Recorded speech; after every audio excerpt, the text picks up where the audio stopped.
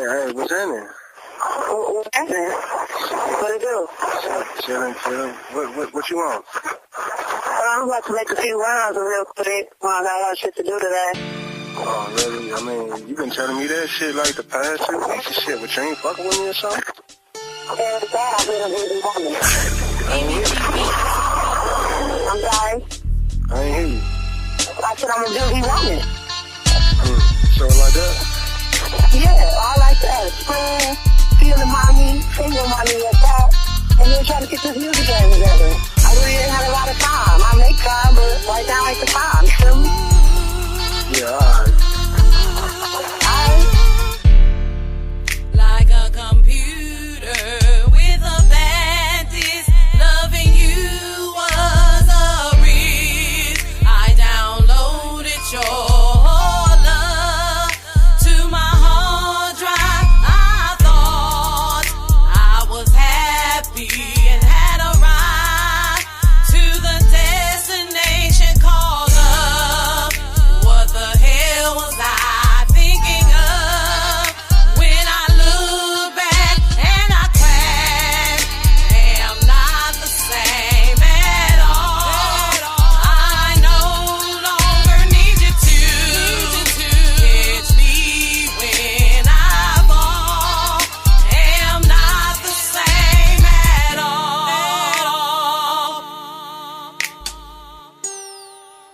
I no longer need you.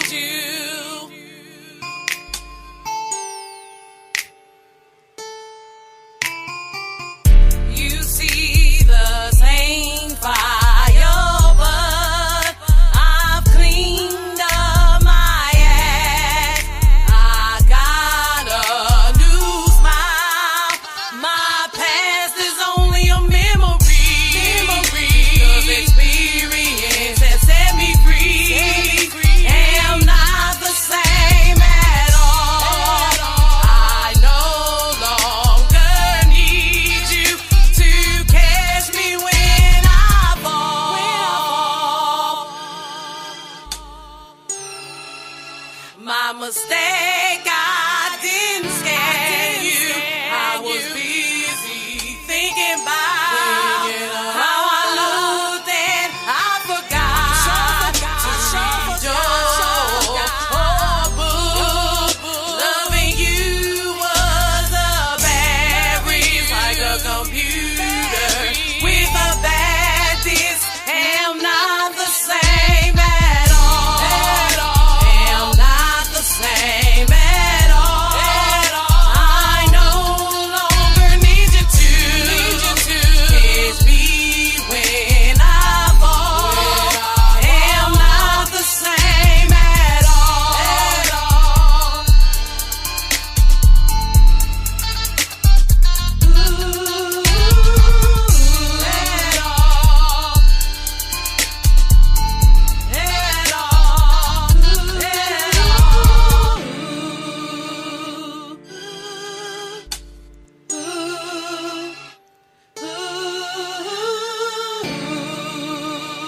Yeah, that's Miss Fabulous, which will be me, by the way. And you can check her out at www.reverb.com, reverbnation.com/NUCKDDSKI. Stream now and download for your pleasure. And you can also check me out for $1.99 on sale now. Love Chronicles, Miss Fabulous Love Chronicles mixtape.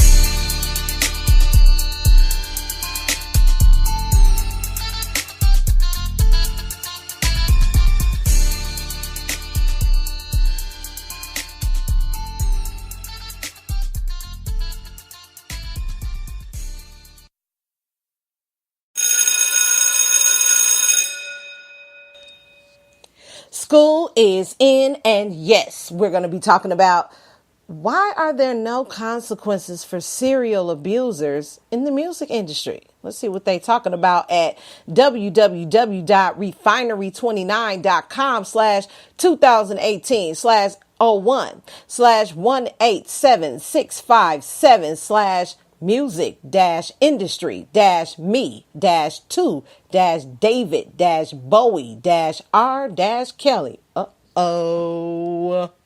Yeah, let's get into this. This is some tea right here, y'all. By Courtney E. Smith, January 19, 2018. And you can find this Facebook, Pinterest, and LinkedIn if that's the right one. If not, excuse me for the delay. At this year's Grammy Awards on January 28th, Tina Turner will receive a Lifetime Achievement Award, but we nearly lost her decades ago. As anyone who has read her autobiography, I, Tina, or watched the film adaptation, What's Love Got to Do with It, knows Turner was abused for years by her ex-husband, Ike Turner. People knew it was happening and accepted it because he was the man who collected their checks and led the band. Before their relationship ended, she tried to commit suicide. When she left him, people asked her why it took so long. Her story isn't that different from many women in similar situations, famous or not. What makes it truly extraordinary was her second chapter after Ike, in which she became an international success story as a solo act. She proved that she was the star in their relationship while he became a punchline. Turner was both a seasoned performer and an exceptional talent when her comeback was launched, and she managed to make a lot of money. Sadly, when it comes to the music industry, that seems to be the bottom line. Ethics are nice, but the bottom line is what matters. The music business has always had a big problem. From the days of Chuck Berry to Pete Townsend to Michael Jackson to Ian Watkins to Chris Brown, music labels consistently continue to support artists who are known to do harm to women, in many cases choosing its bottom line over their safety. Some of them may be idols of yours or favorite artists or people whose music has become the soundtrack of your life. Reconciling this with the fact that they've all been accused of either rape, assault, abuse, or harassment in court of law is complicated, messy, and uncomfortable. It is easy for me to set aside or boycott the music of many of the major offenders. Like Michael Jackson, who was once at the cutting edge with Thriller, many of them have become eclipsed in my day-to-day music consumption by newer artists who are the current innovators. Like Chris Brown, some of them artists who made perfectly respectable pop hits that I didn't pay much attention to until they were outed as serial abusers with more serious, deep-seated issues. Or like The Who, they were before my time. While they had a few singles I liked, they never infiltrated my life in playlists and mixtapes. But taking a moral stance becomes a lot more painful and personal when I'm asked to look at the actions of people whose work is beloved to me. David Bowie. What does it say about me that I enjoyed the art of a person who would do such a thing? I practice conscious consumerism in most areas of my life. I don't eat at Chick-fil-A and I don't shop at Hobby Lobby or Walmart. I don't stay at hotel chains owned by Trump. Until now, I've only evaluated the art I consume with one question in mind. Do I like it? The outing of terrible men in Hollywood, tech, and politics has made me reconsider this. I decided that I needed to be more informed about the artists behind the music I love, but beyond that, the people who stand to profit from it. Which brings me back to Bowie, who allegedly committed statutory rape against a pair of underage girls in the 70s. If even one is too many, as so many have said when expressing outrage about Harvey Weinstein, Louis C.K., Kevin Spacey, and Roy Moore, then one is too many for Bowie, too. Statutory rape is a crime we can all draw a line in the sand on, no matter the error or the perpetrator. Having sex with children is wrong. That is why there's an age of consent. Where I and many others stumble is on the question of what this means for Bowie's music. At first, I tried to grapple with that question, as I've read others do with the work of many now fallen men. Eventually, I came to the realization that, for me, it doesn't diminish the art itself, though it has diminished the value of the art to me personally. It does leave me with an even more terrifying thought. What does it say about me that I enjoyed the art of a person who would do such a thing? The statutory rape committed by Bowie came to light after one of the women, Lori Maddox, told her story to Thrillist in 2015. It wasn't an accusation in the wake of Me Too movement. It was presented as the victorious confession of a groupie in which she told the story of losing her virginity to Bowie in the early 70s during a threesome with Sabby Starr when they were both 15. In her account, she says she waved off a potential encounter with him at 14 because though he made a move and she had probably kissed boys by that point, she wasn't ready for David Bowie. 5 months later, when he toured back through L.A., he had his bodyguard, described as a huge black guy, call her and invite her to dinner with him. She went and brought Starr, saying, "I figured that she would sleep with him while I go to hang out and have fun." Not exactly the actions of someone who is looking to have a sexual encounter, right? Everything about the setup here feels like a man in great power using it to coerce young women into having sex with him, which is a common thread through many of the stories of groupies from the 60s and 70s. This power dynamic is why I threw I'm With the Band, arguably the definitive groupie memoir, across the room about 5 times while I was reading it. It knocks the idea into women that they should be the muses to rock stars rather than being the rock star themselves.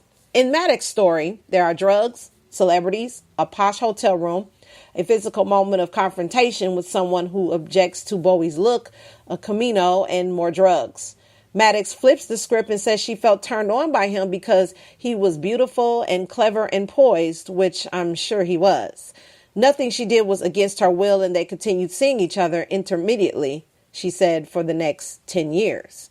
When questioned about whether or not the power of imbalance between them seemed problematic to her, Maddox said, "I was an innocent girl, but the way it happened was so beautiful. I remember him looking like God and having me over a table." Who wouldn't want to lose their virginity to David Bowie? Maddox went on to have a years-long relationship with Led Zeppelin's Jimmy Page, which he did his best to keep out of public eye because she was underage, and even then, it was illegal. The Thriller story, which was released only 2 months before Bowie passed, didn't make much of a splash at that time. Thrillers republished the interview after his death in January 2016, and a slew of think pieces were quickly published. The national dialogue about the systematic abuse of women was completely different then. Many of the response articles spent paragraphs either debating if we should object to the anatomy of Maddox, who remembers the incident with joy, or inspecting her credibility and attempting to debunk her account. Few of them spend much time analyzing what it means about Bowie, his legacy, or how we feel about his music. It matters because Maddox's story makes me wonder what could have turned out differently if there was a better representation of women in rock back then. Janis Joplin and Grace Slick were animals. They weren't encouraged to be in the band or to rock. That was a masculine role. By the late 70s and early 80s, the women of rock and the women of pop who took the aesthetic of being a rock star into that genre had fought tooth and nail for every bit of anatomy they claimed. When it comes to representation, we're still paying the price today for those antiquated views about femininity.